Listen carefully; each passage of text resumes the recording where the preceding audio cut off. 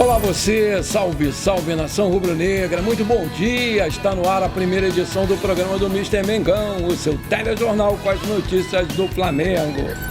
Vamos conhecer a história do nosso tão querido mascote, o Urubu. Que torcida é essa? Mais de 35 mil ingressos foram vendidos para Flamengo e Audax. Flamengo define e ex-jogador de rival vira um novo alvo. Gerson vendido pelo Flamengo.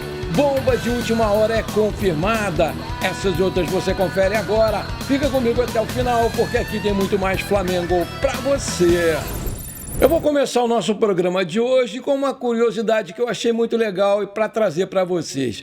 Você sabia que, segundo o jornalista Diogo Dantas, do portal Mundo Rubro-Negro, o Urubu do Flamengo é talvez um dos raros mascotes que de cara não evoca uma aura de heroísmo ou de positividade. Pelo contrário, embora seja uma ave que tem uma função importantíssima para o equilíbrio dos ecossistemas, é via de regra associada ao que é feio, e o que é sujo.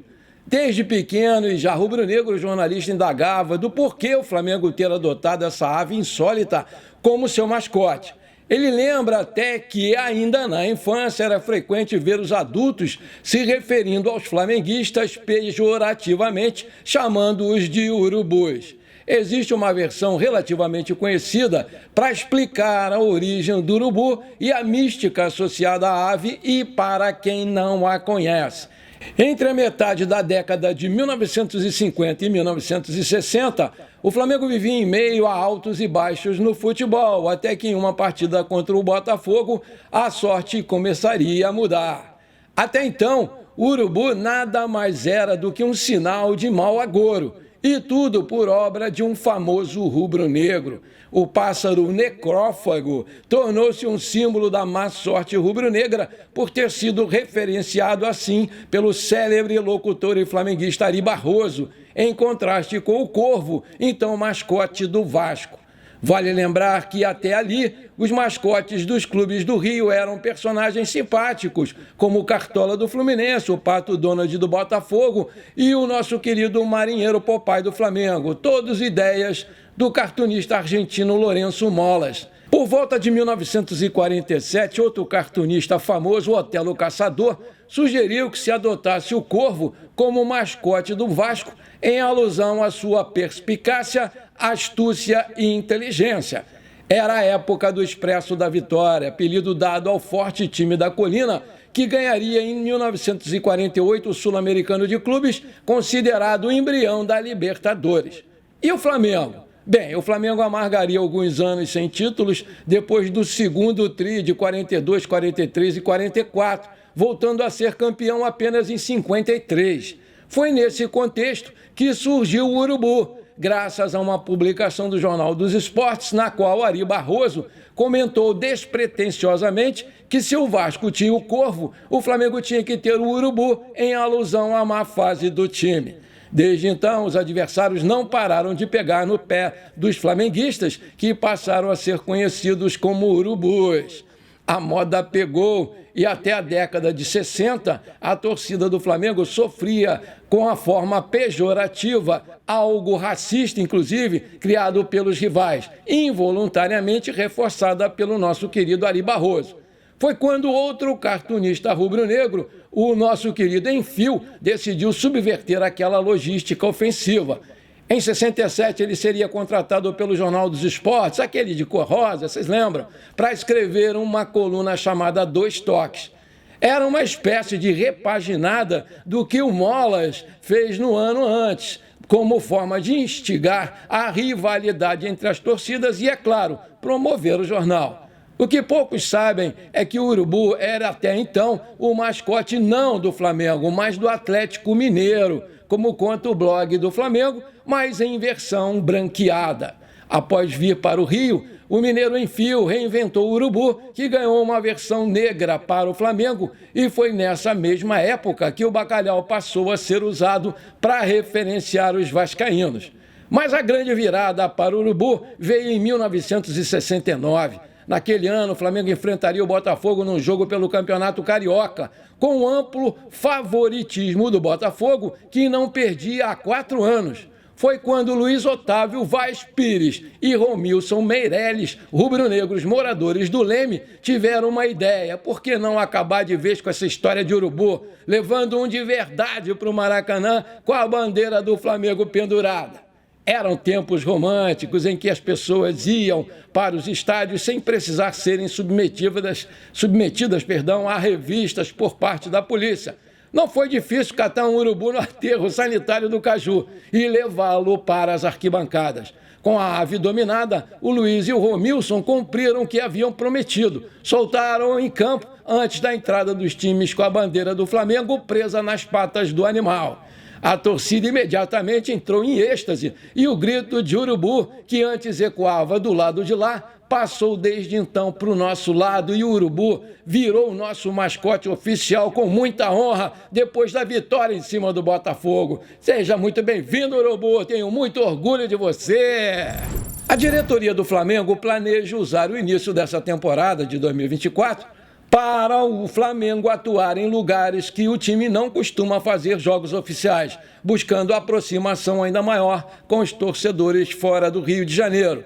Nos primeiros jogos do rubro-negro no Campeonato Carioca, o time vai fazer viagens e atuar nas regiões Norte e Nordeste, fazendo a alegria da galera. E os torcedores abraçaram muito a ideia. De acordo com o GE.com, em apenas 2 dias de vendas, a torcida do Flamengo comprou mais de 35 mil ingressos para o duelo entre o Flamengo e Audax, na estreia do Campeonato Carioca 2024, que vai acontecer na Arena Amazônia, em Manaus. Mesmo com o preço alto, os torcedores já garantiram seus ingressos e tudo indica que a carga máxima colocada à venda vai ser esgotada. O fato que mostra a grandeza da nação é que a partida só vai acontecer no dia 17 de janeiro do ano que vem.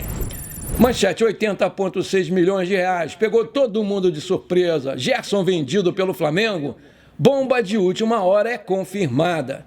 A gestão pode ser surpreendida com mais uma saída, e dessa vez de um titular absoluto do Tite. Isso porque a Liga Árabe quer investir no mercado nacional e tem o Gerson como seu principal alvo. O Flamengo sabe do interesse dos árabes no Gerson e entende que financeiramente não consegue competir e, por conta disso, sabe que pode perder caso receba uma proposta muito vantajosa. Entretanto, eles não são os únicos interessados pelo jogador. O empresário Carlos Leite vem recebendo inúmeras sondagens, inclusive do mercado europeu. Mas os árabes são os mais interessados nesse momento a tirar o jogador do Flamengo. O meia retornou recentemente à equipe depois de uma negociação com o Olympique de Marseille da França. O Gerson é avaliado em 15 milhões de euros, próximo a 80,6 milhões de reais na cotação atual. Tem contrato com o Flamengo até dezembro de 2027. Vale destacar que o meia está nos planos do Tite para 2024 e o Flamengo não tem intenção de negociá-lo. Aí vem a pergunta: será que a contratação do De La Cruz foi premeditada na saída do Gerson? O que você acha? Coloca aí. Maravilha! Se você está curtindo o nosso programa, então não esquece, manda abraço agora no like para fortalecer o nosso canal. E se você ainda não é inscrito, bora lá, me dá essa moral, vou ficar muito feliz com você. Aperta o botãozão inscrever-se, aperta o sininho ali, pronto. Simples assim, você me ajudou demais, valeu. Manchete: revelado pelo rival e destaque na MLS, meia desperta interesse do Flamengo. Sem uma definição para a renovação do Everton Ribeiro, o Flamengo segue mapeando o mercado da bola para a posição de meia, mesmo após a contratação do De La Cruz, e o nome observado dessa vez é do brasileiro Evander, de 25 anos, ex-Vasco e atualmente no Portland Timbers, dos Estados Unidos. Essa não é a primeira vez que o Flamengo consulta a situação desse jogador.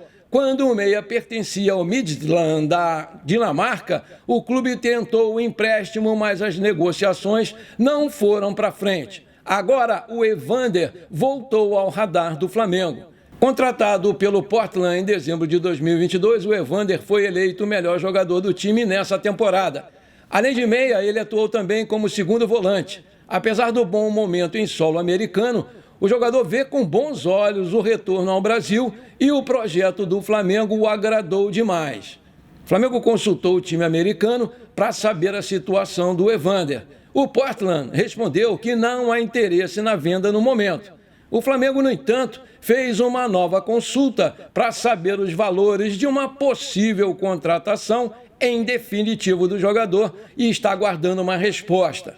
Tirar o Evander da MLS não vai ser uma tarefa fácil. O meia foi a maior transação do Portland, 53 milhões de reais na cotação atual, e o que tornou uma das contratações mais caras da história da Liga Americana, e ele tem contrato até dezembro de 2026. Com o jogador em alta e o alto valor de investimento há um ano, os americanos farão jogo duro para abrir negociação pelo Evander. O desejo do jogador em retornar ao Brasil pode ser um trunfo do Flamengo para avançar nas conversas. Vale destacar que o Vasco tem direito a 3,5% do valor de qualquer venda de jogador devido ao mecanismo de solidariedade da FIFA. Evander deixou São Januário em 2018 e iniciou a carreira na Europa no Midland, da Dinamarca. Lá ele já foi destaque do time, ao todo foram 50 gols, 40 assistências em 165 jogos. O meia conquistou o campeonato dinamarquês em 2020, a Copa da Dinamarca em 2019 e 2022, além de acessos à Champions League, Europe League e Conference League. No Portland, o meia fez 29 jogos, teve 15 participações diretas, fez 11 gols e deu 4 assistências. Lembrando que o Evander tem 25 anos, 1,80 de altura, é meia central, que também pode jogar de meia ofensivo, é carioca, tem contrato com Portland Timbers até 31 de 12 de 2026 e o seu passe está avaliado pelo Transfer Market em 8 milhões de euros. Aí eu te pergunto, o que você acha da contratação do Evander? Coloca aí. Bom, por enquanto foi isso, eu espero que você tenha gostado do nosso programa. Não esqueça de deixar aquele like maneiro, de comentar e de compartilhar com seus amigos e parentes flamenguistas, porque isso aí com certeza vai nos ajudar demais a crescer o canal no YouTube. Um forte abraço para você que ficou comigo até aqui, muito obrigado e pra cima deles, Mengão!